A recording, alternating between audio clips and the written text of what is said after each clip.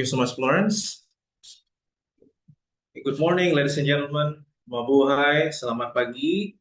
Before we start, may I take everyone's attentions of some housekeeping rules and reminders for the events. So, to our participants, first, be respectful. Treat the presenter and other attendees with respect. Avoid interruptions, making rude comments, or engaging in side conversation that are visible to everyone. Second, during the question and answer session, please use the Q&A chat box functions. Kindly type your question very briefly and clearly. So please do pile up the Q&A chat box before I abuse my power as a moderator. Number 3, participants are requested to virtually remain in the webinar until the end of the sessions. We would also like to remind you that the webinar will be recorded and uploaded by the organizers. Participants are not allowed to record. Number 5, if you have any questions or queries, you may direct them to the Q&A functions. Lastly, please continue to observe proper decorum throughout the session. So now we proceed to the event proper. All right, good morning everyone, mabuhay, selamat pagi. Good morning to all our participants, wherever you may be. Fax Asia warmly welcome you to the webinar ASEAN Regional Outlook 2026-2030, charting the next 5 years with facts. So in the last sessions, the webinar highlighted the region's navigations of great power competitions with a focus on geopolitical fragmentations, Malaysia's quiet diplomacy, the reshaping of policies by emerging technologies, and vulnerabilities related to undersea cables. Ultimately, calling for a multi-dimensional approach to maintain regional stability and economic competitiveness. So this session's Charting ASEAN's Economic Trajectory is the second installment of our webinar series. We will delve more deeply into the economic, technological, and sustainability trends in the next 5 years. So today's webinar is brought to you by Fax Asia, a non-profit think tank based in the Philippines. We provide host expert events and analysis on foreign and public policies to be utilized by different stakeholders and policymakers. It is our goal in Fax Asia to be a platform and avenue for unique Southeast Asian perspective on matters related to the international affairs. My name is Satria Rizaldi Al-Chatib. I am an emerging leader fellow at Fax Asia, and I will be your host and moderators for today's programs. It is a pleasure to welcome you here today. So today I'm joined by 4 very esteemed guest panelists who will be given 15 minutes each to discuss their views and insights on economic matters in Southeast Asia, as well as their respective countries' perspective. Our speakers are from Vietnam, Malaysia, and the Philippines. So we hope to get a very diverse set of perspective on the regional outlook this year and in the coming years. So without any further ado, so just before I pass the screen to the speakers, I would like to make some general curtain raisers on how the webinar is going to lay out. First is we are going to delve into key geoeconomic trends and future trajectories post ASEAN chairmanship 2025. So I guess without any further ado, I would like to take a chance to introduce our speakers, and I will give the virtual floor to the speakers. Our first speakers is Ms. Nurul Atika Adnan. Nurul Atika is currently a PhD student at National Donghua University and Fax Asia Emerging Leader Fellow. Her research focus on Malaysia economic statecrafts in geoeconomics competitions, especially in the semiconductor sector. Atika is a former civil servant with the government of Malaysia under the Ministry of Economy and Ministry of Housing and Local Government. So without any further ado, Atika, the virtual floor is yours. All right, thank you, Satya. Can everyone see my screen and hear my voice? Give a nod. Yeah, all right, thank you. So thank you, Satya, for introductions. Good morning to fellow speakers and audience. Thank you, Fax Asia, for today's opportunities. And it is my pleasure to be the first speaker for today's topic on charting ASEAN's economy trajectory. Disclaimer, my presentation today is my personal capacity as a researcher, not on behalf of Malaysia's government. And my topic today anchored on two important definitions that is always intertwined and related. First is geoeconomics. Second, economic statecraft. And then from reflecting from these two important definitions, we will look on how Malaysia's positions or Malaysia's views on this phenomenon. And my elaboration today focus more into international relations rather than IPE or economy.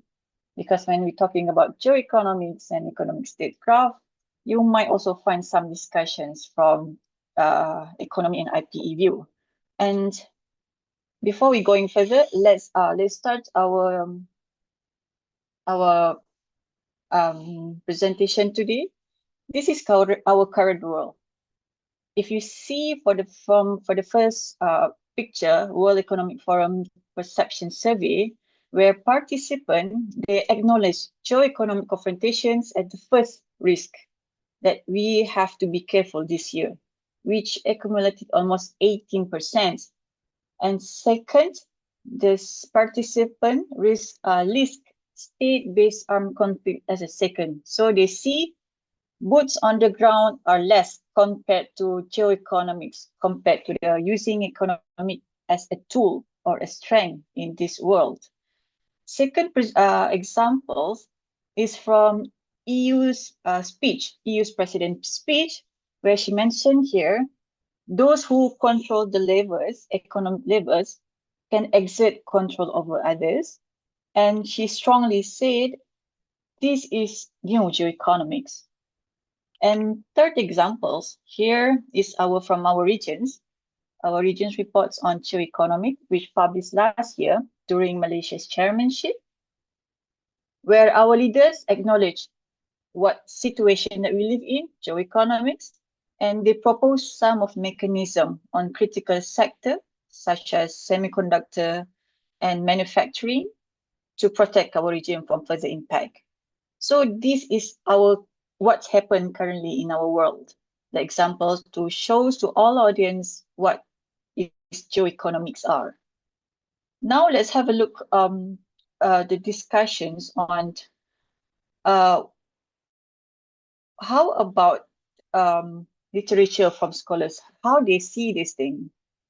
From prominent scholars, Lukewak 1919 explain the era where the competition is the logic of conflict with the methods of commerce or trade. Second, Lee, he explained, which I find this one is more interesting, geoeconomics as a structure, as a structure that formed by three components: economics, technological innovations, and geography settings. Third, Scrovin and explain that geoeconomics is a foreign policy strategy. So for those countries who want to execute their foreign policy strategy, they have to use economic strength as a means. That is definition from geoeconomics. I hope I built a basic foundation to audience what geoeconomics are. And now let's have a look on economic statecraft. Because when we're talking about geoeconomics, it always related to economic statecraft. And to understand these situations, I use the analogy of carrot and stick. This is commonly used, whether you're using a carrot or you use also a stick. For example, a stick. Country impose sanctions, tariff rates, embargoes, and targeting restrictions. The purpose behind of this is to manipulate the economy benefit. Usually only one country benefits by using this stick. For example, when United States impose sanctions to Russia, the most benefits is the United States. where Russia cannot export their oil again to other countries. For example of carrot, great power also employ carrots. They use loans, they offered loans, they offer financial assistance with the main purpose is to attract or to build new alliance in case in future if the country need to lobby in certain settings, they have backup countries to support their lobby. So great power commonly use stick and carrot in these situations. So from 3 examples that I put here from what happened in our current world and literature from scholars, I hope I assist audience to have a brief understand what geoeconomics are. So the world that we live in, it actually creates a hyper uncertainty to nation state, but also to business world. So right now we saw a pattern where nation state use trade diversification, not only to allies, but also new partners. And we also see a pattern where MNC, multinational companies also now, they have to rethink their strategy, whether they want to do offshoring or reshoring their factories. So the question might arise here, do geoeconomics does not exist anymore, right? Because when I explain geoeconomics, and some of you might think, do we have to ignore geopolitics? But for me, I like to give a view that we have to see geoeconomics and geopolitics as one coin, but different sides. Maybe geoeconomics as a head or geopolitics as a tail. So when we have this understanding, geoeconomics and geopolitics as the same coin, two sides to every coins, we might to able capture what is a large contestation that currently happen in our world. It's not just about a nation state expanding their military power, but also build and understand that nation state now also use economic as a power to expand. We no longer live in a world of interdependence. Everyone now is trying to do de-risking, right?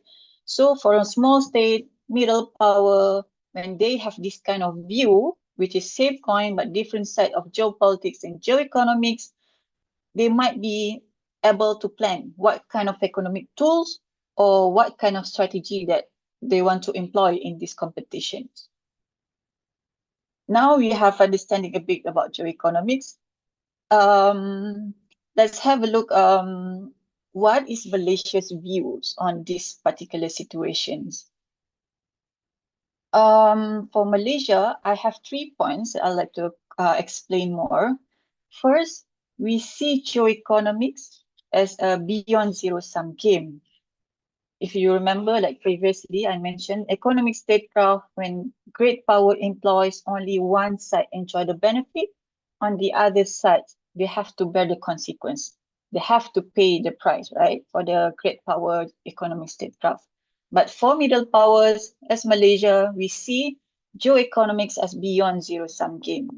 What I mean here is we able to have the opportunity of geoeconomic development. For example, in critical sector, semiconductor, AI, and data center, we receive tremendous investment from FDI or our local investments. So it is opportunity for us to boost our economic abilities. We also have opportunity to scale up our economic power, especially in these critical sectors that every countries now try to build their own shield in critical sector. And second point, we see geoeconomics not as a coercion. We see geoeconomics as cooperation, but with a bit, not a bit, well, see 50% or 60% of competition. Because when we look great powers behavior on geoeconomics, right? The aim is to impose sanction they enjoy the benefits. But for middle power, we see we have to do cooperations. But with competition, for sure, we have to compete with other countries, but not with the main purpose of one side to have they have to pay the consequence. But for us, the purpose behind the competition is to safeguard our wealth creations and our autonomy. And for Malaysia, in order to practice our foreign policy in these situations, we practice equidistance. What we did, we preserve strategic distance from any particular global power to maintain our autonomy. Last year, our Prime Minister office did a significant of numbers, visiting a few countries, expanding new networks to Latin America and also Africa. And one thing that I found interestingly that our king also, Yang Dipertua Agong, actively play this kind of equidistant, which is royal diplomacy. Previous king, we have a pattern of the visit China or UAE. But this year, I find interesting how our palace also take Russia. Our king also visit Russia last year. It shows that is how Malaysia show our situation. We doing cooperation with competition, but not coercions. The third point, which is the last point, do Malaysia have abilities to employ economic statecraft? I'll see this question as we do have abilities. We acknowledge our abilities. What our abilities are manufacturing. So we employ our industrial policies as our economic statecraft, as a way to protect and also as a shield to our country. So our industrial policy, what we aim is to attracting foreign investments. Second, we aim also to strengthen our position in global supply chains, because when one particular country able to exert the position in global supply chain, they might be receive less impact compared when other countries try to be in their new supply chain, right? The third point, also, we aim to boost our domestic technological ecosystem through our industrial policy. So in 2023, we use our industrial policy, which is New Industrial Master Plan 2030, NIMP, as a way, we aim for a technological adoption in high-value manufacturing. We target our foreign investment, focus more in high technology investment compared to labor-intensive. And then we also hope by using this, our industrial policy, our critical sector, such as semiconductor, AI, and data center, this sector will align also with net zero goals, not just producing and enjoying the benefit, but also align with net zero goals. And the third is, we hope by using our industrial policy, we're able to ensure our economic stability. And we hope by employ this economic statecraft, be able to achieve a developed country by 2030 and avoid to be in the trap of middle income countries. And to conclude, first, I think what Malaysia's views, right? We have to acknowledge these competitions as less boots on the ground, but more using economic as a tools in these competitions. And for middle power, I think even for Southeast Asia, we don't have abilities to impose sanctions or to impose embargoes.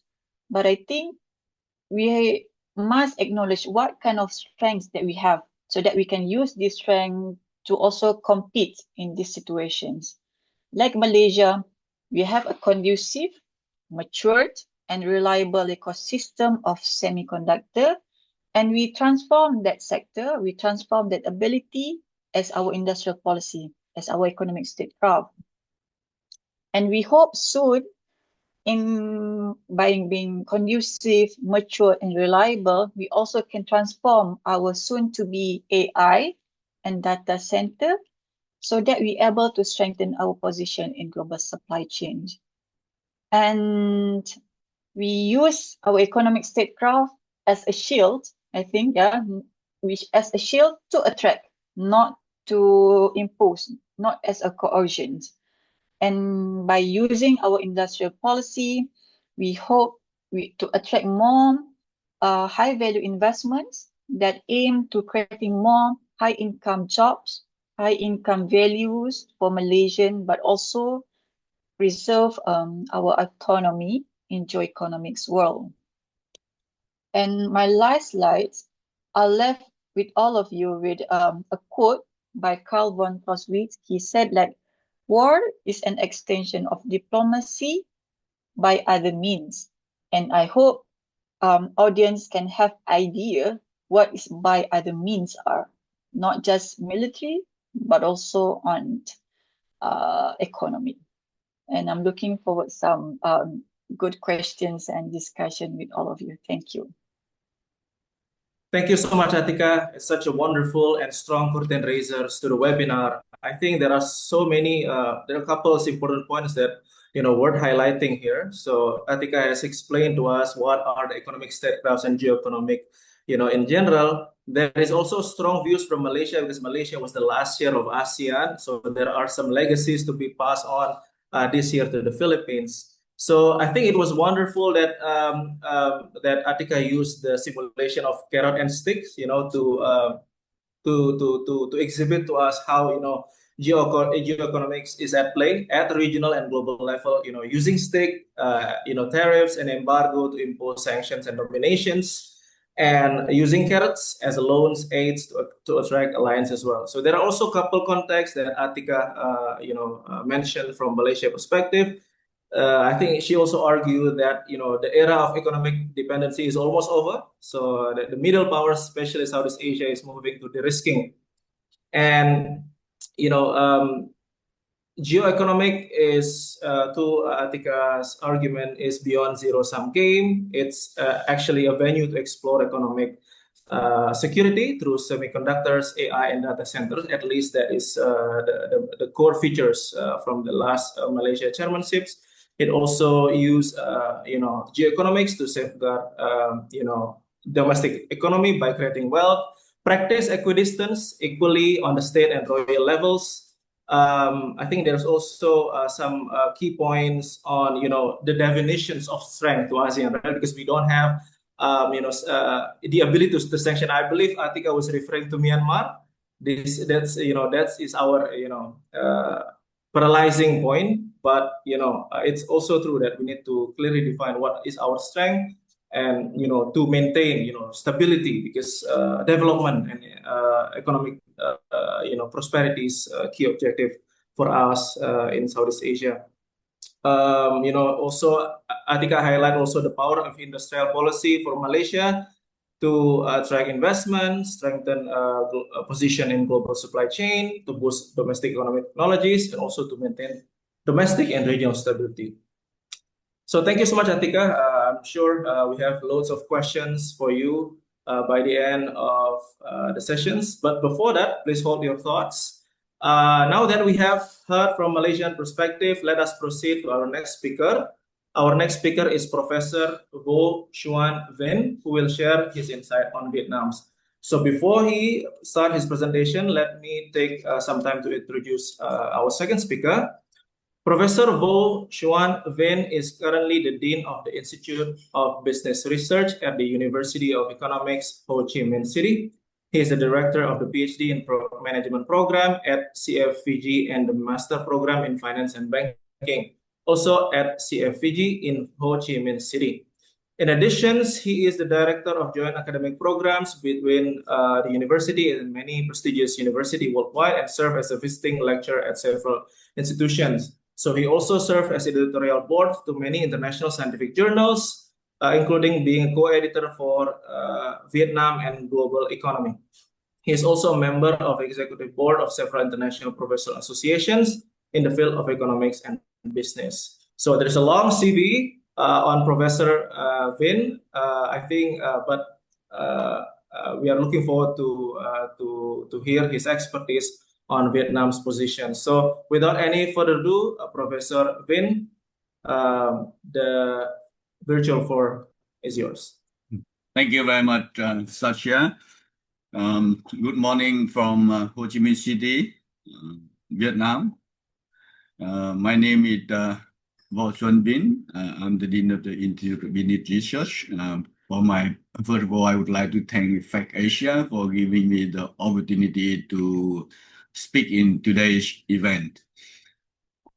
The speech today is that's sharing my personal point of view on how Vietnam progress and how Vietnam climb and maintain a very good position in the global supply chain despite escalating geoeconomic competition around the global recently. First, a brief overview of how Vietnam achieved so far. Even though, as mentioned by a previous speaker, there are difficulty and geopolitical, geoeconomic competition between different rivalry, and also not only from the economics, but also enter into the technology competition, and we can use the technology war term as well. It was to describe what is happening right now around the global. But let's see how Vietnam progressed. Despite difficulty, the achievement so far for Vietnam is quite impressive. For example, FDI in Vietnam had increasing significantly compared to the last few years. 40 billion US dollars come to Vietnam alone in 2025, and for trade trade volume, trade surplus, Vietnam is also doing well in 2025. In 2025, the trade volume of Vietnam is reaching the number 900 billion US dollar. That is the peak for the trade, even though we can see that Vietnam have a strong partnership with the US in terms of trade.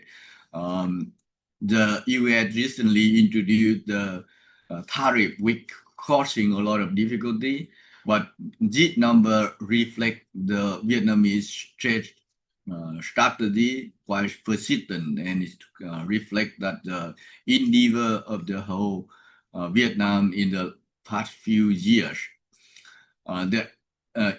Overall, the economic growth in Vietnam is also impressive in comparison with other countries in Asia. We maintain quite high level, high number of the growth rate of around 8%, which is quite impressive. So those number can reflect that the strategy of Vietnam in the past few years is quite well. The reason from my personal observation is because Vietnam had very strong strategy to diversify external and international partnership. By doing so, Vietnam is still maintain the trade balance, even though there's conflict.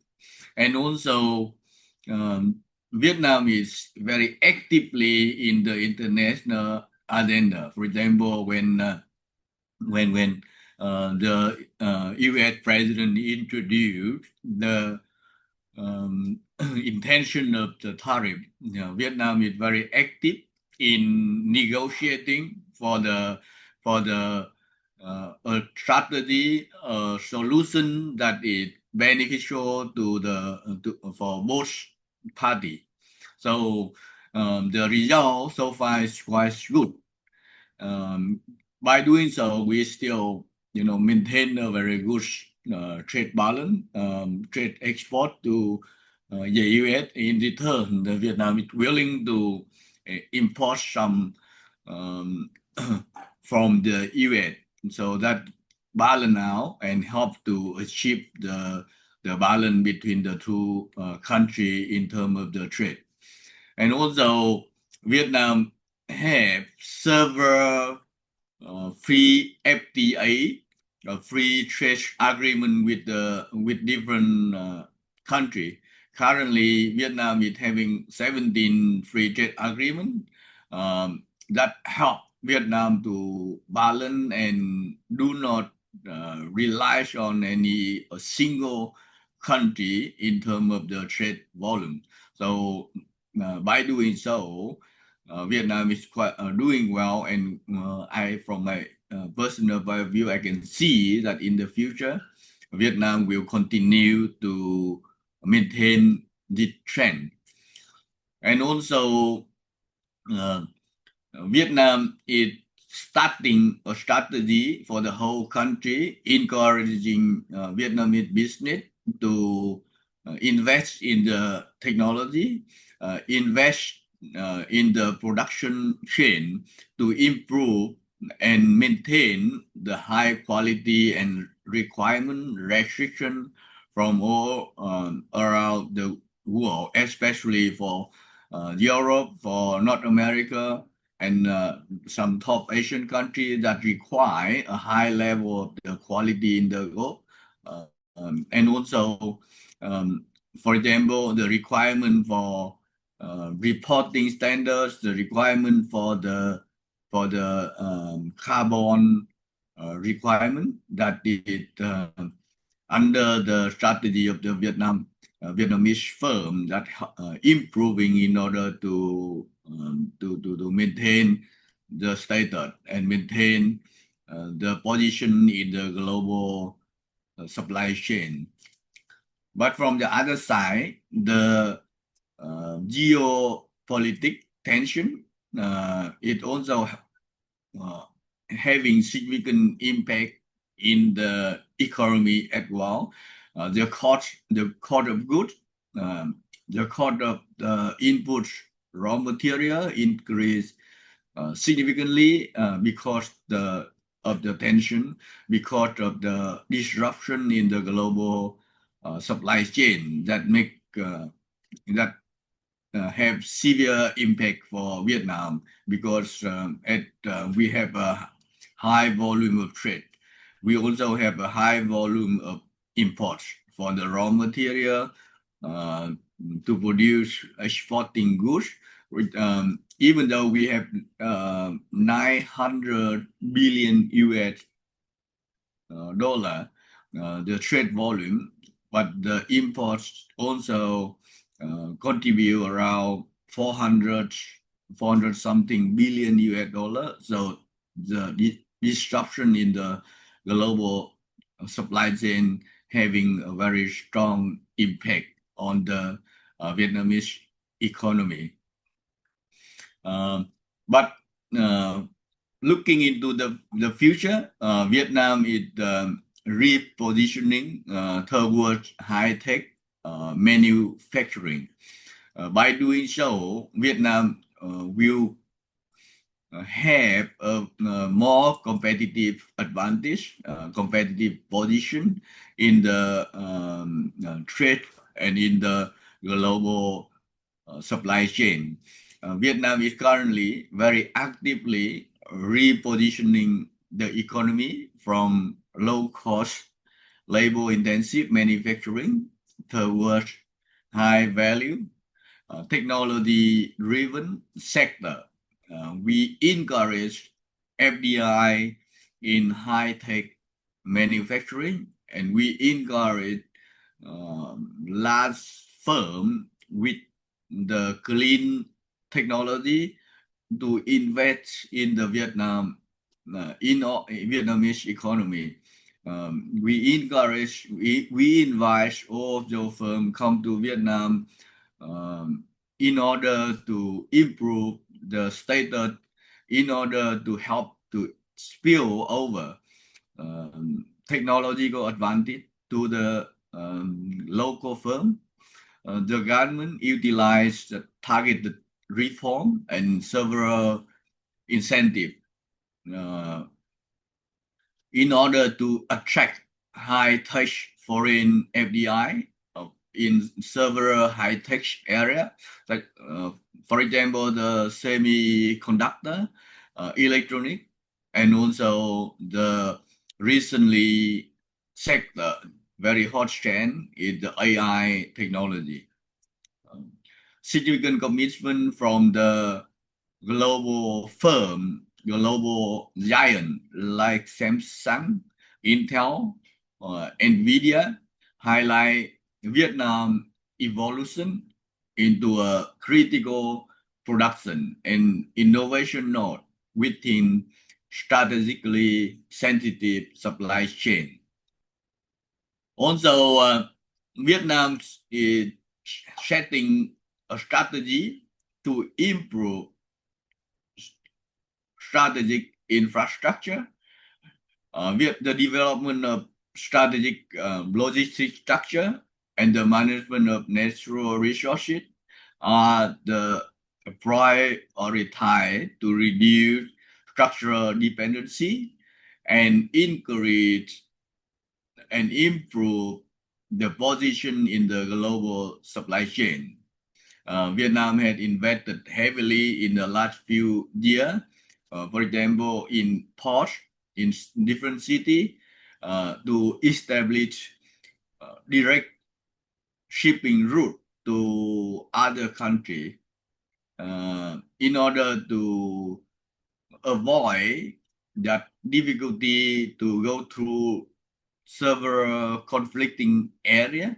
So that will help to alleviate the difficulty caused by the geopolitical tension.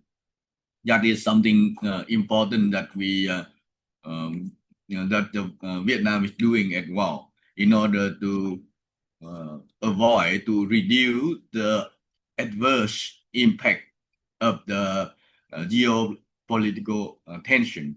And also in the form of FDI, we can see in the last few years, in some way, Vietnam is having some advantage where foreign firm in country with conflict that they choose Vietnam as a destination for the long-term strategy to avoid and reduce conflict. So that in the past few years, we can see an increased number of firms, especially manufacturing firm that coming to relocate to Vietnam as a destination because of the peaceful country, because of the stability in the political environment. That is something important, and I think that in the next few years, Vietnam will still maintain and attract foreign investment especially in high tech. And also we can Vietnam also have several strategy in investment, encouraging investment in technology, innovation, in science and technology development, and also human resource development. So firm will see, especially large FDI firm, will see that is some advantage that they can explore. They can take the opportunity to relocate and to come to those a country with political stability, with increasing and improvement in human resources, coming to a country with improve in the governance, in the improve in the policy to encourage and support businesses. That is some advantage. So I can see from my own point of view, I can see that there will be a increasing trend in the FDI, especially in high-tech FDI sector. That is something important as well. Also, another recent trend that is popular worldwide, that as a previous speaker stated, the AI adoption.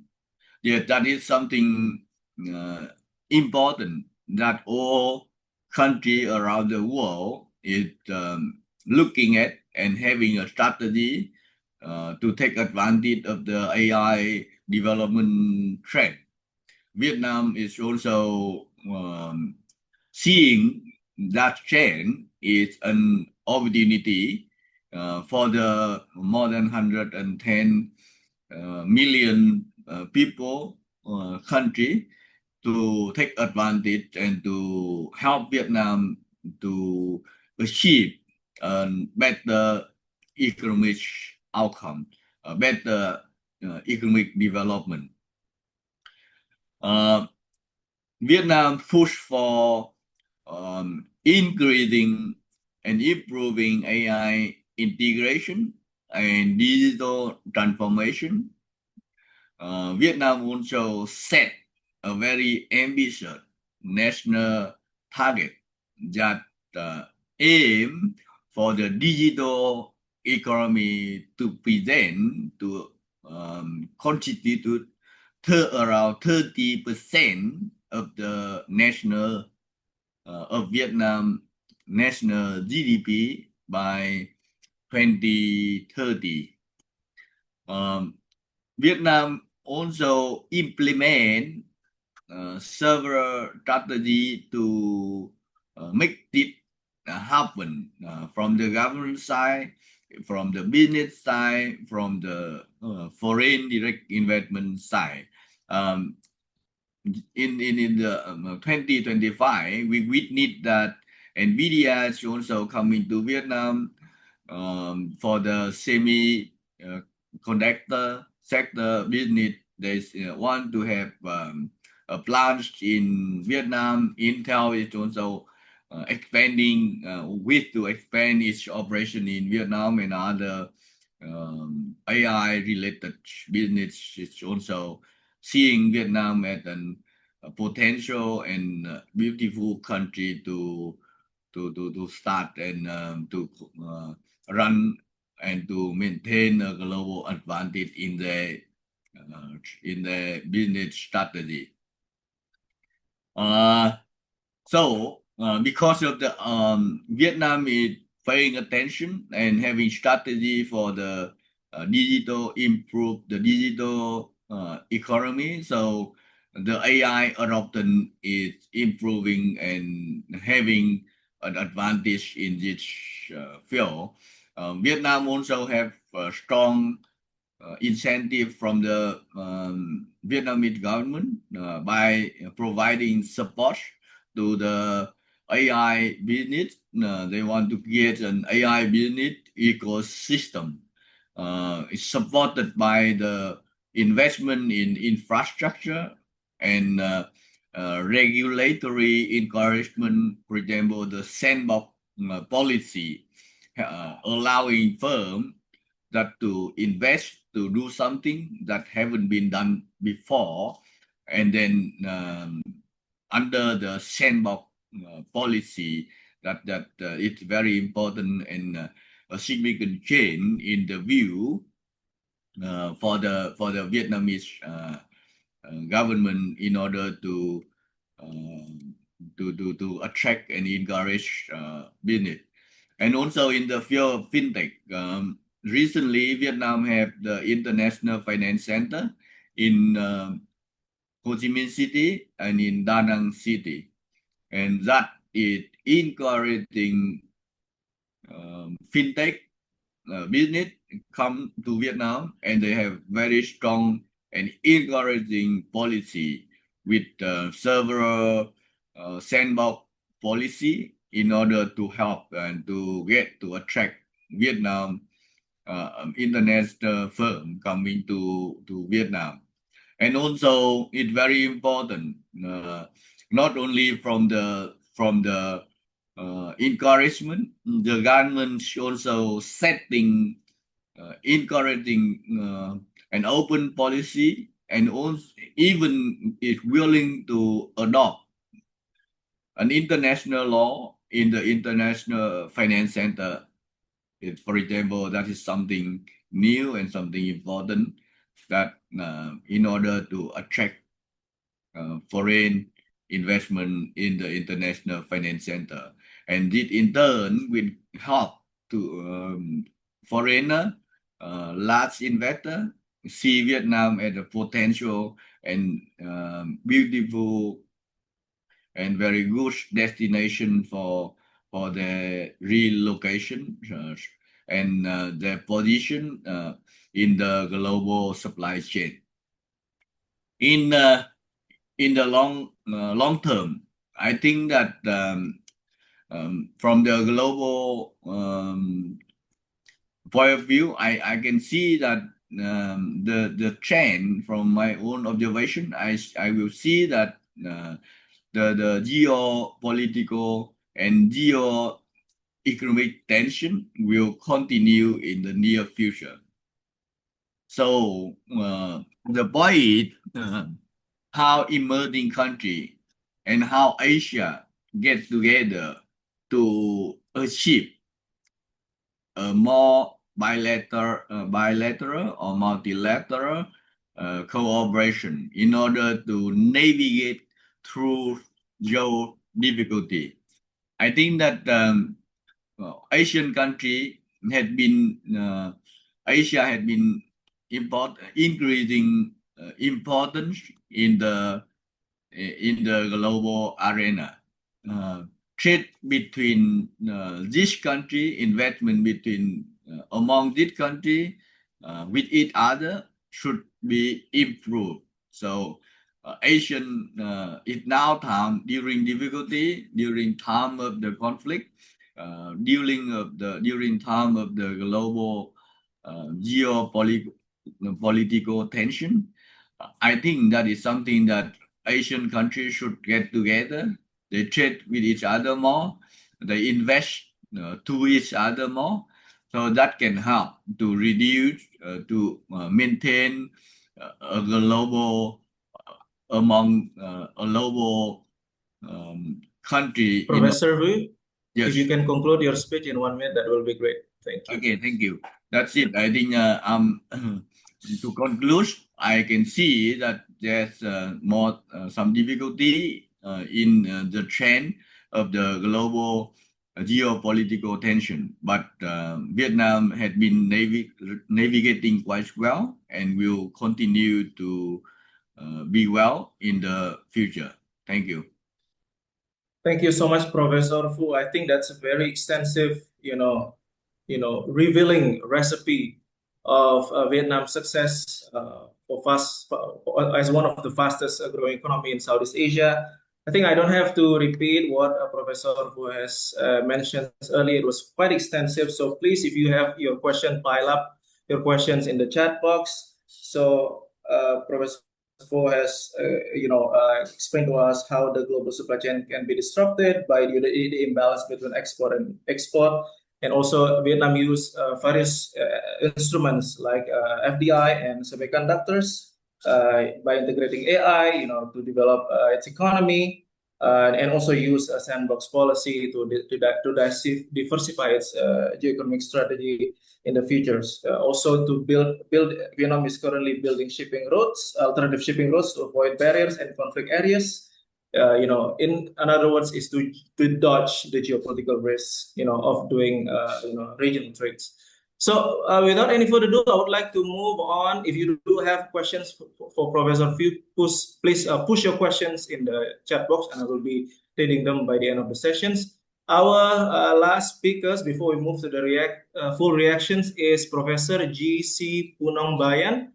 Professor GC is assistant professor at the University of Philippines School of Economics. He is currently visiting fellow at ISIS Yusof Ishak Institute in Singapore. Before joining the School of Economics faculty, he worked as an economist at the Philippine Security and Exchange Commissions. So his work has been exhibited in various media coverage, including Rappel.com, and he was also co-host for Usapang Econ podcast. So without any further ado, I would like to give the virtual floor for Professor GC. The virtual floor is yours. Thank you very much, and good morning from Manila. So my talk will be focusing on the Philippine experience. I'll be giving you some basic indicators about the state of the Philippine economy and focusing on some specific and pressing issues. So later on, I'll be talking about digital integration, how the Philippines can better integrate its economy, especially to the rest of ASEAN digitally, and the constraints regarding that.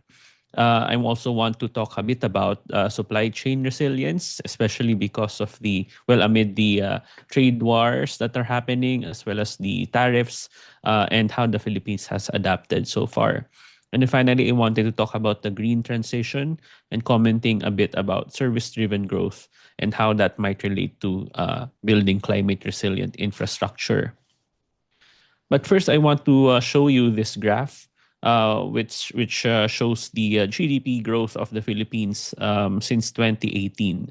And you will note that for the latest GDP figures coming out from the last quarter of 2025, the GDP growth rate has gone down to 3%.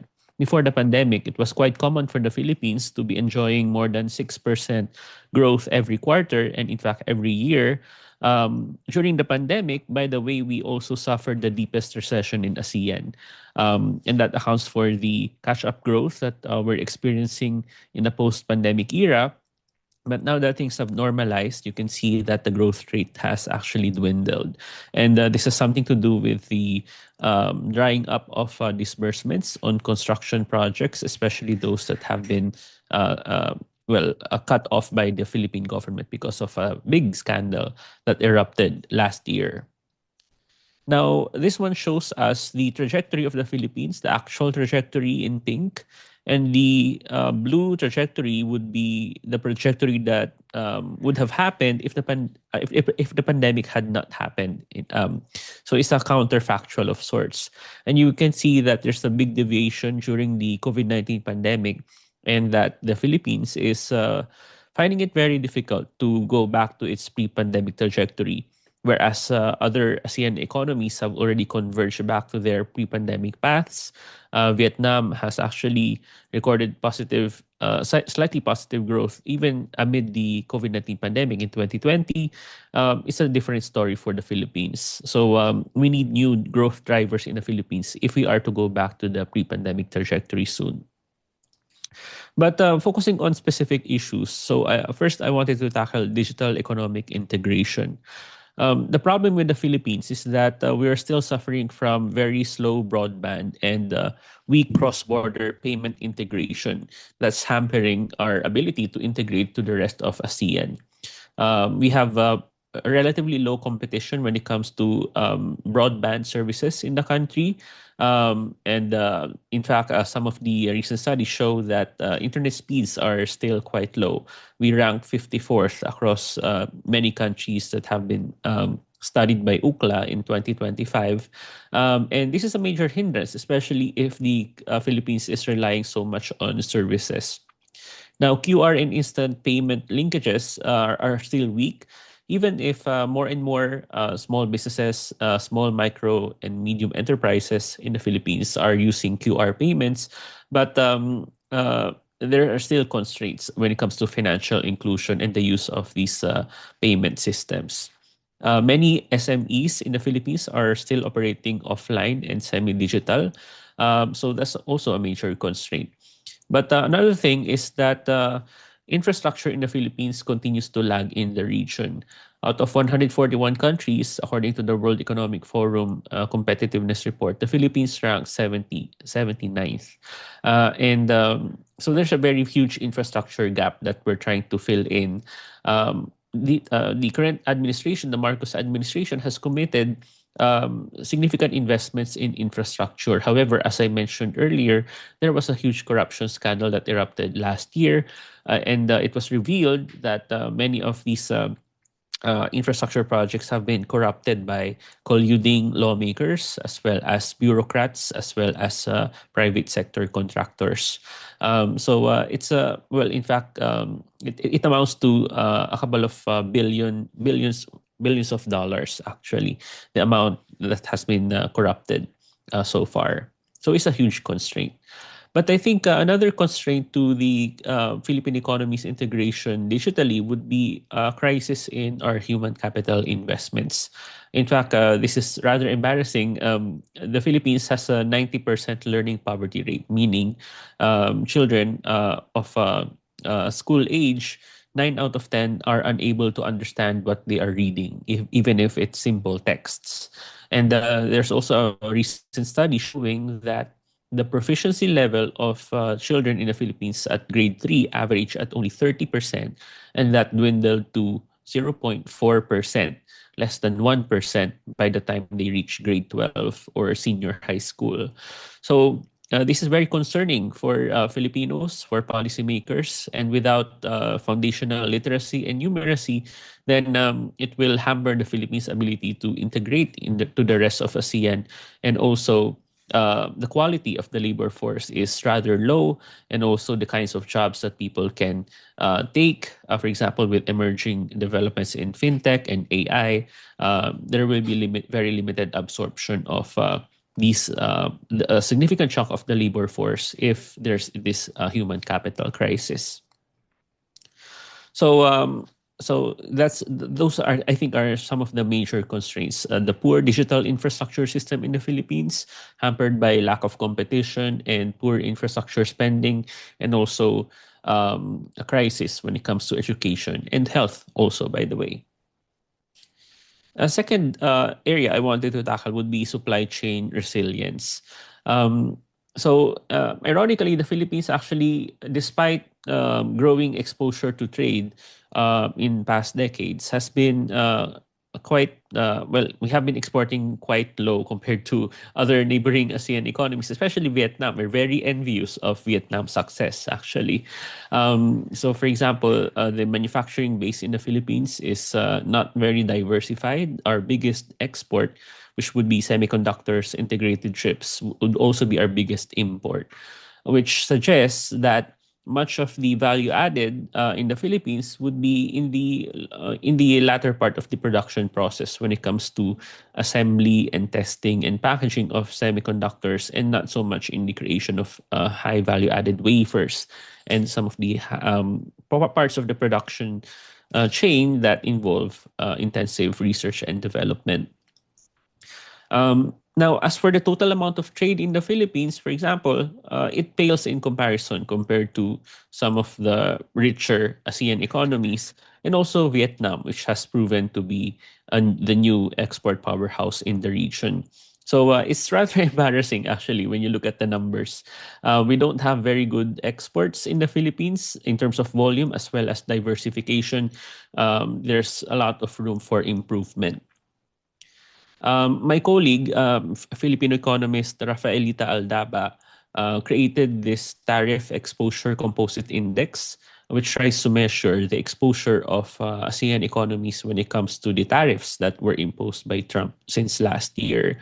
And of course, as you would note, Vietnam has a very high exposure based on the Liberation Day tariffs April last year, but that has since gone down because the US kind of backtracked when it comes to the tariffs.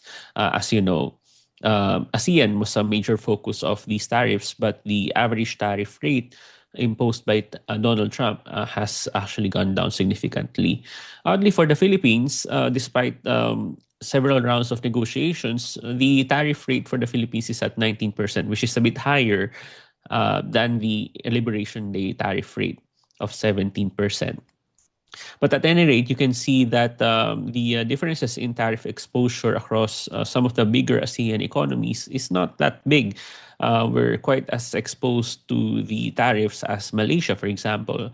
And that's despite the relatively low amount of exports and trade that's coming from the Philippines. So as I mentioned earlier, the Philippines is kind of stuck in the low end of the global value chain, especially when it comes to semiconductors. So essentially, the raw materials are imported in the Philippines. They are assembled, tested, and packaged here, and then shipped out abroad again, where the final gadgets, for example, like smartphones or laptops, are done. So in that sense, we're very envious again of Vietnam because Vietnam, for example, is able to produce entire MacBooks, entire smartphones, etc. Something that the Philippines still is not able to do.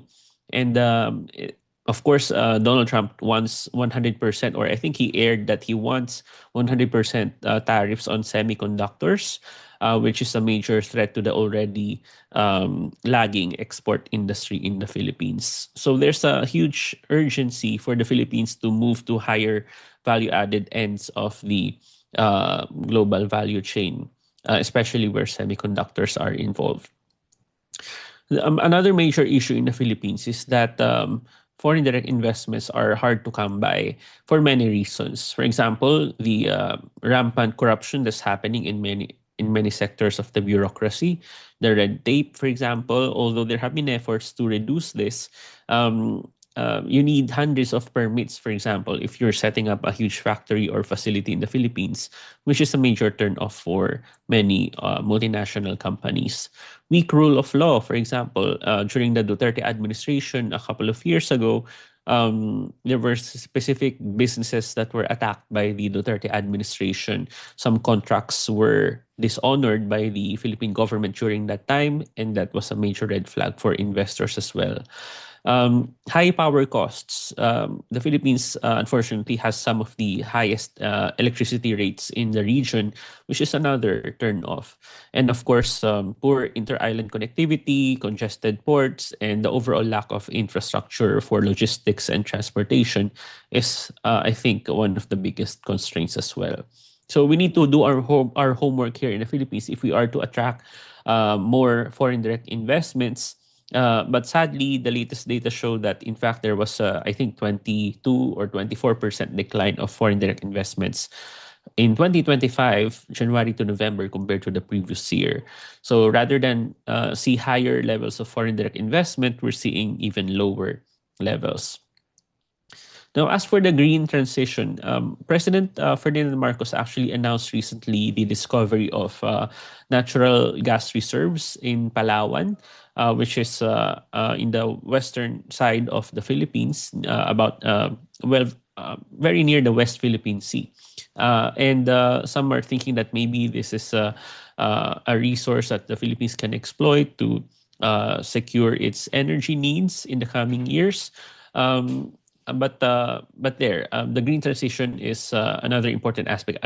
I don't think maybe we can talk about it later, but the Philippines has been relying on liquefied natural gas because the original Malampaya reserves are drying up soon. So we urgently need this. But liquefied natural gas is being seen as a transition fuel that will kind of at least abate the energy needs as the original Malampaya reserves dry out. But at any rate, so I just also wanted to comment on service-driven growth. If the Philippines already missed its chance at industrialization, just like what the East Asian tigers have done before, and also Vietnam more recently, then maybe services is the way to go. However, of course, there are many risks as well. The BPO sector, business process outsourcing sector in the Philippines, is under threat from artificial intelligence as well as greater competition from other countries like India. So even if the Philippines used to boast a huge English-speaking workforce, this is less and less an advantage, especially with ChatGPT, for example, and other AI tools, which you can already talk to, and they are very fluent in English. And then, of course, poor innovation in services as well, the lack of research and development. I think the Philippines spends less than 1% or about 1% of GDP on research and development. And of course, the constraints when it comes to the labor force, the education and health crisis. All of these are constraints to service-driven growth. As for the energy mix, going back to energy issues, renewables, we're also very envious of Vietnam. I think the installed capacity for solar and wind in Vietnam is almost 7 times higher compared to what we have in the Philippines. So right now, solar and wind comprise just about 5% of the country's energy mix, and the country continues to rely so much on coal, which accounts for about almost half of the country's energy mix. And this is ironic because, of course, you know that the Philippines is one of the countries in the world that is most prone to the effects of climate change, and yet we still continue to rely so much on coal and renewables. Although there have been more investments in renewables in the past couple of years, there's still much to be desired here. This one, I mentioned this earlier. So the Malampaya natural gas reserves are depleting. We are pivoting to the importation of liquefied natural gas, but there's a risk that this is a bridge fuel, supposedly temporary solution. But if the new reserves, for example, abate the need for importation of liquefied natural gas, then maybe there's a chance or there's a risk that it will crowd out necessary investments in renewables. So this is something that policymakers are keeping an eye on. We don't want to be stuck so much with natural gas, whether domestic or imported, because at the end of the day, it's still a fossil fuel. And we have plenty of opportunities for ramped up investments in renewables in the Philippines. So key takeaways. As for the digital integration of the Philippines, there are constraints in terms of infrastructure as well as human capital. When it comes to supply chain resilience, there's a need to diversify the country's exports, but foreign direct investments are hard to come by because of structural weaknesses in the Philippine economy. And then as for service-driven growth, it's more realistic to expect growth to be driven by services. However, this needs to be complemented by infrastructure again, whether physical and human capital. And also when it comes to the energy transition, by the way, Malampaya accounts for almost half of the electricity needs in Luzon, which is the biggest island group in the Philippines, accounting for more than half of the Philippine population. So if there is an energy crisis that's looming, then that will definitely further drag the Philippine economy in the coming years. So there's so many things that need to be fixed in the Philippine economy, and all of these kind of contribute to the lagging behind of the Philippine economy in more recent years, despite quote-unquote decent growth of about 5% in recent years. We're very anxious to go back to the days when we can expect about 6% growth every year. Unfortunately, those days are gone in the post-pandemic era. But I really hope that the necessary reforms are done as soon as possible so that we can regain some of our past advantage, economically speaking. All right, I think that's it. Thank you very much. Thank you so much, JC. I think it was a very enjoyable presentation despite so many facts and statistics. I think you eloquently interpret to us what does it means and what's the stance of the Philippines, with the digital integration, supply chains, and green transitions. I think I don't need to summarize too much because you already mentioned the key takeaways towards the ends. So there are some difficulties on FDIs, and the Philippines' best chance is to focus on service driven growth, in the coming years. So thank you so much. I'm sure you will have you have numbers of questions for you later on. But before that, please hold your thoughts. Now it's time for full reactions. I can see Ms. Tuyen is ready for providing her full reactions on our three finalists. So that now that we have heard from our three speakers, each sharing their perspective. So without any further ado, I would like to welcome our reactor, Ms. Tran Thi Mong Tuyen. Before I give her the virtual floor, I would like to properly introduce her to the audience. So Ms. Tran Thi Mong Tuyen is a fellow at the Pacific Forum based at the United States and a PhD candidate at National Cheng Chi University in Taiwan. She specialized in geopolitics and economic security in the Pacific. Previously, she was visiting scholar at National Taiwan University, a fellow at Taiwan Ministry of Foreign Affairs, a non-resident Handa fellow at Pacific Forum, and fellow at European Union in Luxembourg. So I think without having to read the whole credential, because Ms. Tuyen is very accomplished academics. She has been appeared in various international media coverage, including in Diplomats, Reuters, and BBC News. So without any further ado, your reactions, Ms. Tuyen, the floor is yours. Hello, everyone. Yeah, this is thank you very much for the opportunity to attend the webinar today, and also the right opportunity to learn from the insightful presentation of our distinguished speaker today. Listening from the presentation from Vietnam, Malaysia, the Philippines, so I would suggest that we are not really discussing the three separate national strategy, and we are discussing one shared regional challenge. It involves the question that how can the ASEAN operate economically at a time when the global system itself is fragmenting?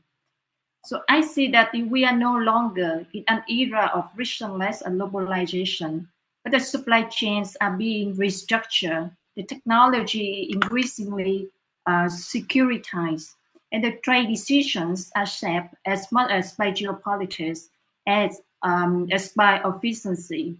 So the key question here is not whether the ASEAN can remain open, but the question is whether the ASEAN can remain open without becoming structurally vulnerable.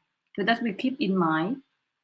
So across the three perspectives from Vietnam, Philippines, Malaysia, so I see a common pattern of strategic hedging, and none can afford to decoupling from China. At the same time, on a deepened cooperation with the US and its partner, we try to diversify the partner as much as possible, but especially in semiconductors, digital economy, clean energy, and security. So this is not inconsistency, it is a strategic diversification. We often hear this more and more these days. But let me pose a harder question, whether the hedging is enough today when you see that a lot of the intensify of the geopolitical, economic competition in the region, especially in Indo-Pacific. So the hedging preserves the flexibility, and it doesn't automatically build the technological depth.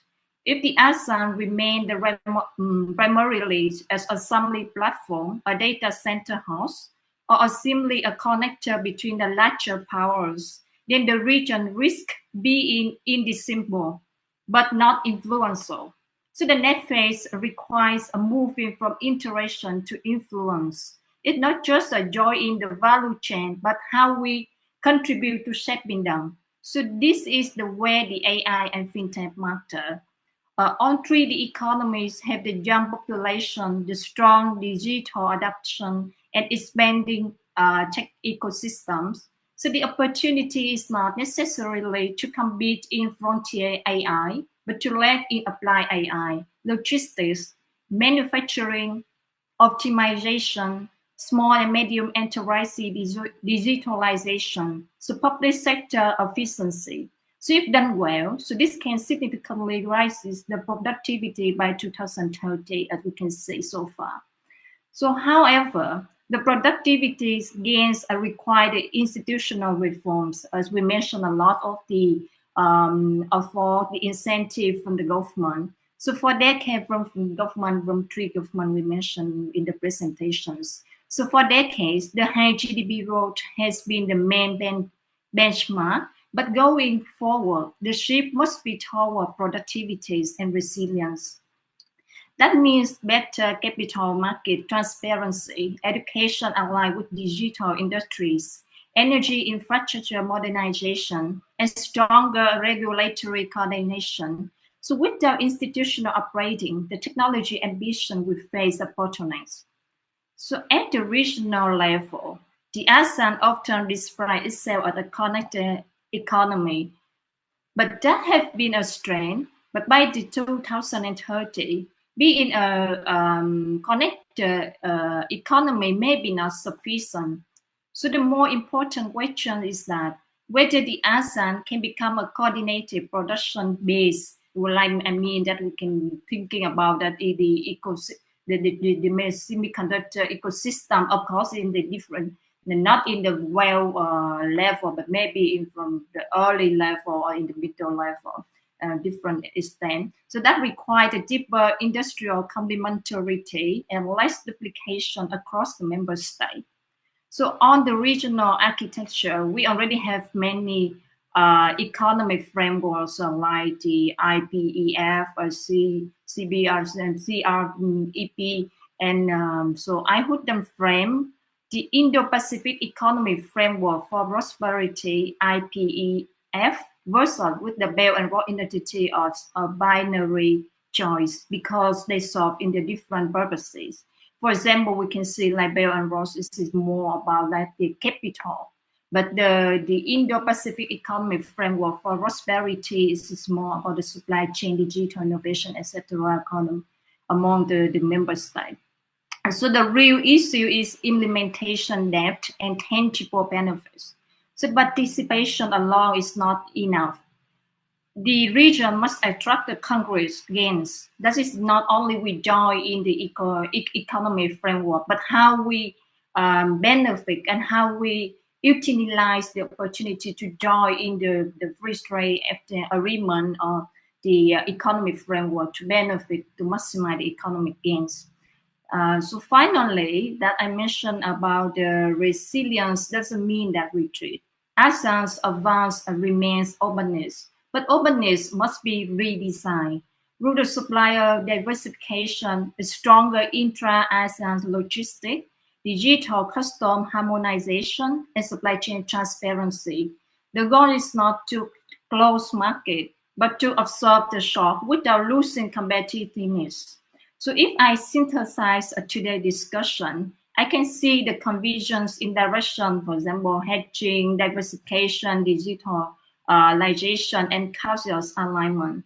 So the unsolved question is that whether ASEAN can move from reactive adaptation to proactive coordination among the intensify of geopolitical shock, geoeconomic shock. So by 2030, the ASEAN will not be judged by whether it avoided choosing side. We all mentioned that a lot, like ASEAN is neutral, ASEAN is not choosing side. But maybe in the near future, the ASEAN will be judged by whether it built enough technological depth and regional coherence to remain strategically relevant. So from observation, the presentation from the three panelists, so I have a questions that would like to hear from your country perspective that we often discuss the ASEAN as a collective actor, but industrial policy is still largely national. Like each of you mentioned different perspective from your country. So do you believe that the ASEAN is a more explicit regional industrial coordination mechanism by the 2030?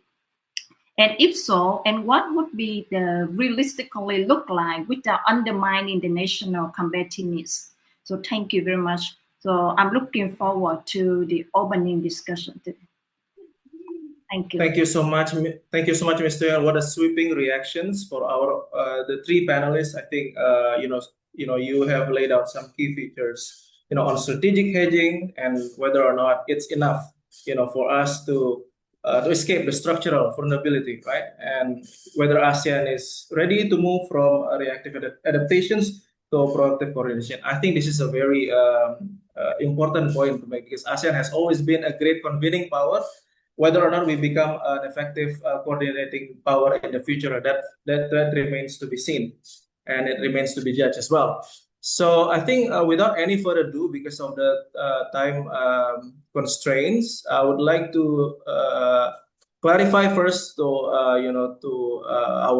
the first questions has been answered by Professor Fu regarding the Vietnam FDI investment. If you still have questions, we will be happy to direct the questions to Professor Fu by email with the assistance from the committee.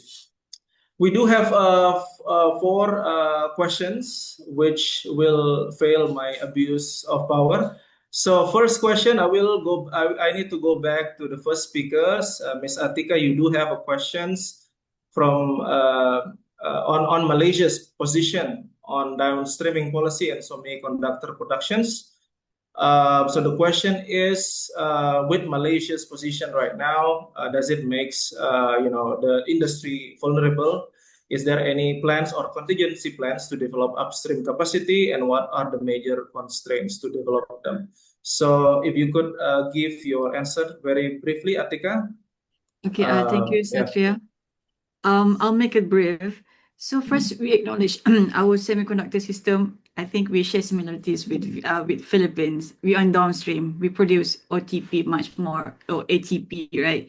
But for our ecosystem was championed by MNC, multinational companies. But even though they're the ones that build the ecosystem, but they also attract their local companies. For example, when multinational companies, they outsource the project or contract to the local companies, right? So our local companies also be part of the ecosystem. And then we acknowledge that. And then any plans to develop to upstream capacity, I think every country, not only Malaysia, Vietnam, Philippines also, they want to up-level their position to be on the middle level of semiconductor supply chains. For Malaysia, we do collaborations and ink kind of like agreements with ARMS, a company from England, so that we want to build a product not made in Malaysia, but made by Malaysians. And to ensure the investment is the high value, not just labor intensive, 2 days ago, from our MITI, Ministry of Trade, we introduced new incentive framework where companies who invest more in high value investment, they have some exclusion of tax. So this kind of new incentive framework is one of the area that we want to attract more high investments to our country. Major constraint, for sure, we have major constraint in our country, because our semiconductor plant or factories are different in different states. The major constraint is the state itself, the regulations. The government say A, but might be the state say B, right? So there's a different contradict there. But the investors want to do the job, want to build a factory plan. So what we did under MITI also, I think this year MITI doing well. They established IMFC, Invest Malaysian Facilitation Center, where when investors have problem with states, they doesn't need to go to Putrajaya anymore. What they need, they just come to the MITI office, and then we have particular officer from custom, from electricity and everything, and there we will host and we will assist our investors. No need to run that particular government's office and everywhere. So one center to assist our investor just in IMFC. I think that's it to answer questions on Malaysia's positions in semiconductor. Thank you. Thank you so much. That is a very straightforward and candid answer from Atika. Thank you so much. And for Professor GC, you have 2 questions. I think those 2 questions are synonymous, so I suggest you answer this question in one go. So the question is, what are the Philippine strategy to that they need? What are the the strategy to be in a good comparison with other Asian counterparts? So this is not just ASEAN, but also the other wider Asian countries. I think Professor GC has mentioned it was Philippines is still in the top 5, but in the bottom. So So the question is being stretched, not just ASEAN, but also Asian counterparts, maybe from Korea or China and Japan. And the second question is with this, lower GDP trajectory, so it remains to be seen whether it is permanent or not. What are the growth strategy in the next decade? So without any further ado, GC, the floor is yours. Yes, thank you, Satria. So, as for the first question, I think I would tend to gravitate toward education as a crucial issue, because if you kind of get exposed enough or long enough to the Philippine development constraints, many of them can be traced back to poor educational outcomes of Filipinos. For example, it affects electoral outcomes, it affects the productivity of the labor force, and in fact, many policymakers and Congress persons are laser focused on education issues these days. But it will not be a quick fix. It will take at least a couple of decades for the Philippines to really fix some of the biggest issues when it comes to education. Now, as for the second question, I think I agree with many of my colleagues that service-driven growth seems to be the way forward for the Philippines. But as for which specific sectors in services can be considered new drivers, we don't actually need to reinvent the wheel. The service sector, particularly ICT, business process outsourcing, there's still a lot of potential there. But I think there's a need to diversify, for example, shared services, IT and engineering, and even finance and accounting. So many of the back office operations, we don't need to reinvent the wheel. Tourism is also a low-hanging fruit. But this will require significant investments in tourism infrastructure and transportation networks in the Philippines. Right now, we're building the first subway of the Philippines, whereas many other ASEAN neighbors already have their subways. We still don't have one, but there have been delays because of budget issues and many constraints when it comes to building key infrastructure projects. Energy renewables is also a bright sector in the Philippines, and also agriculture, as well as particularly manufacturing related to agriculture. And of course, construction services are still a way to go in the Philippines. So many sectors can be revitalized in the Philippines. But I think policymakers need to focus more on the state of the economy, because it's really quite embarrassing how slow the economy has been growing in the past couple of years. There's an urgent need to accelerate growth in the Philippines. Thank you.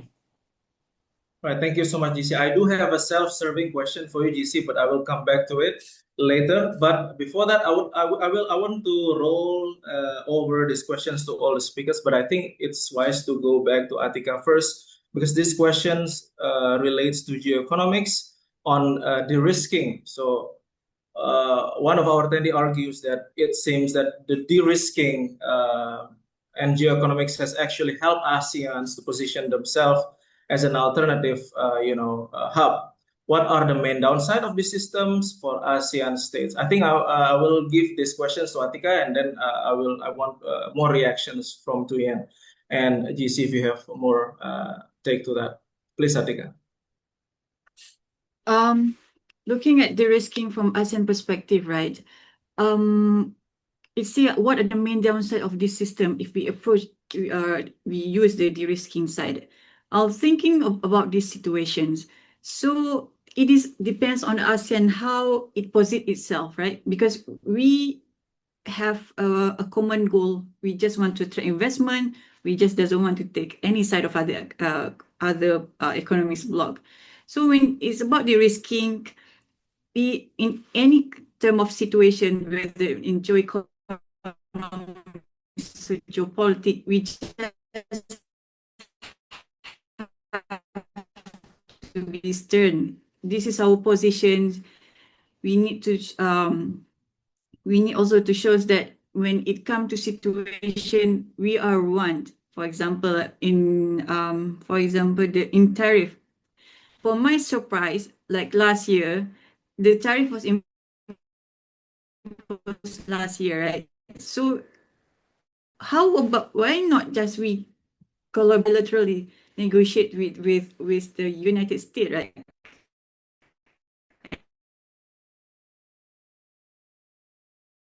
And slowly it will be followed by the EU. See some country go first, take 3 days or 4 days to do the statement about this thing, right? So it shows that we are not yet to be warned. Maybe I'll think it has to be, we need to sit more again and then have a look again. I think when we look, Ms. Tran explained, might be some of ASEAN countries have a brighter view to execute this industrial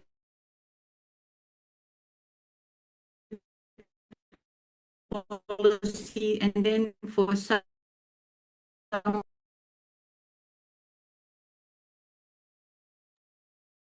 I'm sorry, Atika, we're losing you. Are you still there? Yes. Yeah. Okay. I think that is. Yeah, I think you have a slight technical glitch. If you can reiterate just very briefly, and then we move on.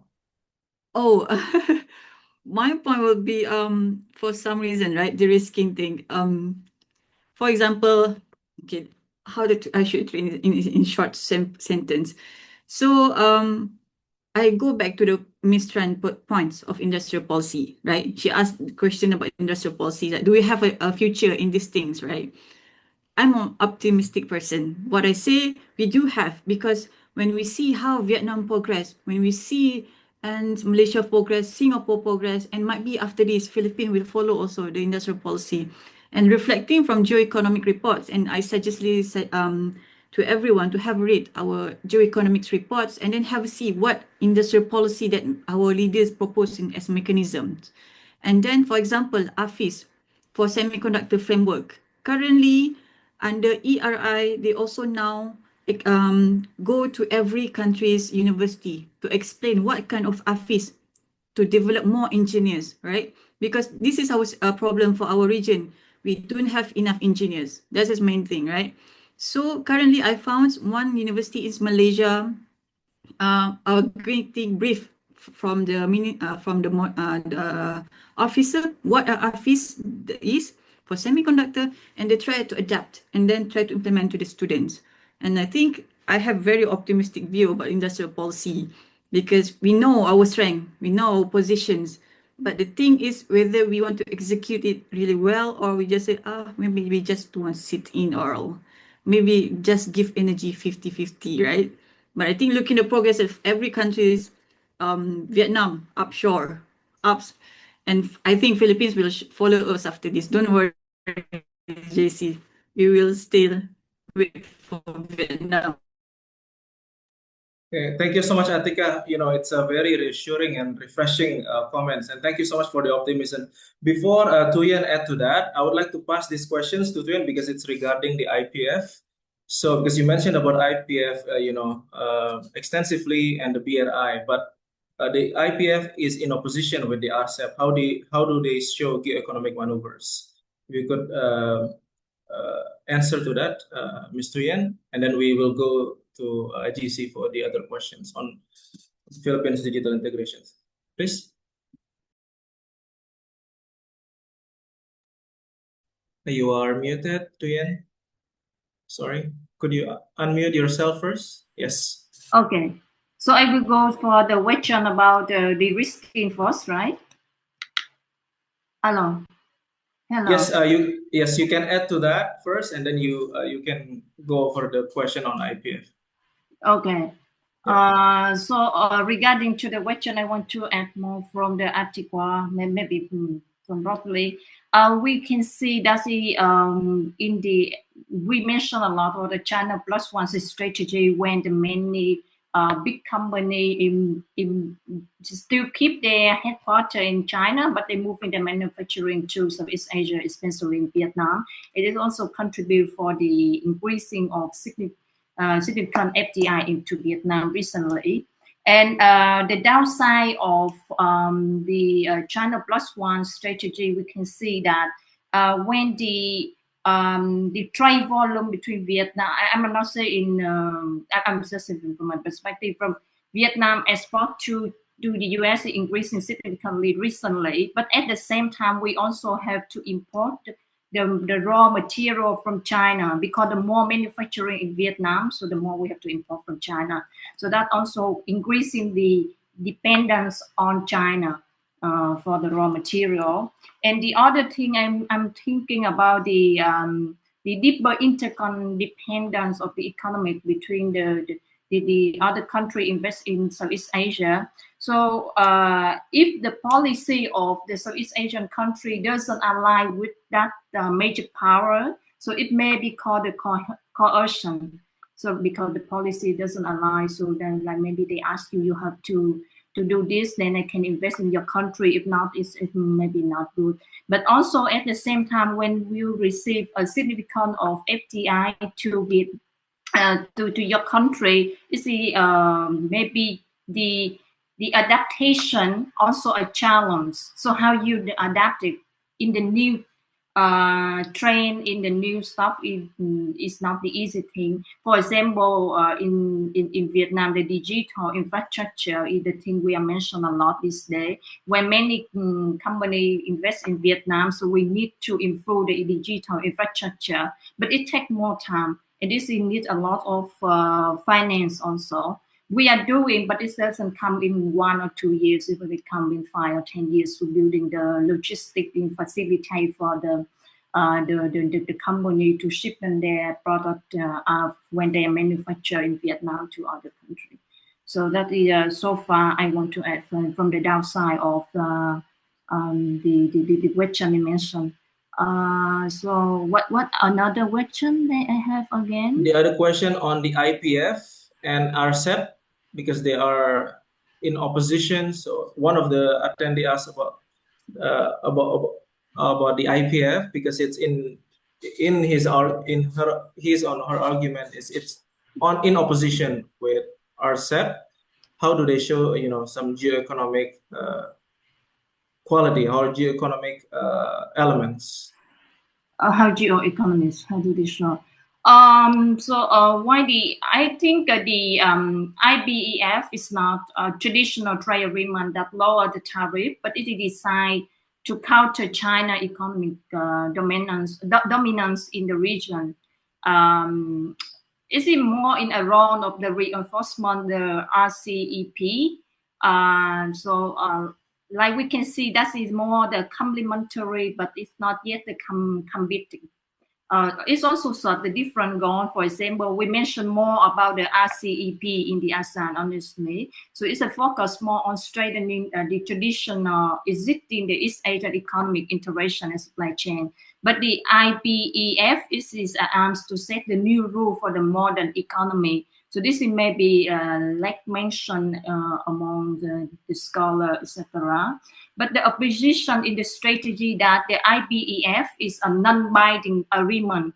So it is encourage the supply chain to move away from reliance on China, but this is solved in a different way. So I can see this is more focused, the IBEF more focused on the high tech. So it is from my perspective, it's more like complementary, but it's not the competitive with the ICEP. And you mentioned about the what the other quality of. I think the elements of the IBEF and the RCEP. In the RCEP, this is more about the market-driven model. Yeah, this is deepen the integration through the lower tariff and unify the rules of origin. So the goal of this one is embed the Southeast Asian country deeper into the China-centric production network. But the IBEF is more on the rule-based model. It is focusing on the connecting economy, digital, resilient supply chain, clean energy, the transparent economy, the fair economy, like the taxes, anti-corruption, etc. So that you can see the point I can make the distinction between RCEP and IBEF. So far from my answer. Thank you. Yes, I think you have clearly distinguished, the difference between RCEP with IPAF, whereby RCEP is more market-driven model and IPF is more on rules-based models, in relation to China as well. Yeah, I think I don't want to dwell too much into that. We do have another questions for, thank you so much, by the way, Mr. Tuyen. We'll come back to you later on. For GC, you do have one final question, I suppose, and on the human capital constraint, on the Philippines digital integration strategy. Your take, GC, please. Thank you, Satria. So I would argue that the human capital deficit in the Philippines is in fact the biggest constraint to the Philippine economy's digital economic integration. For example, how can we expect the Filipino people to kind of integrate more deeply to ASEAN if basic literacy and numeracy skills and problem solving skills are one thing? That affects the quality of the workforce, the ability of Filipinos to use newer digital tools such as artificial intelligence, and also limits the ability of firms to increase their productivity. As I mentioned, the BPO sector is still very important, but it's evolving. So, for example, there's greater need for professionals with expertise in cybersecurity, cloud architects, and also advanced data analytics. But the supply of high quality labor in the Philippines is still wanting precisely because of our chronic human capital deficiencies. So very binding, definitely. This is and this is another reason why I would tend to focus on this if we want to accelerate or boost growth and integration in the Philippines. Thank you. Thank you so much. I think that's a very clarifying answer, GC. I think before we wrap up the sessions, I think I forgot to give you the main spotlight, GC, because Philippines is going to chair ASEAN Summit this year, right? I think you nailed down a lot of main concern locally going to the regional level. On the human capital development, digital infrastructures, the challenge to enter the green growth economy. Because we know that from the last chairmanship in Kuala Lumpur, the future was clear. It was on economic development, building geoeconomic task force, right? I think we agree that the Trump presence in East Asia Summit was purely performative because, the key feature was, on geoeconomic developments, and stability, how this stability becomes the key features, for ASEAN. And now the button has been passed to the Philippines.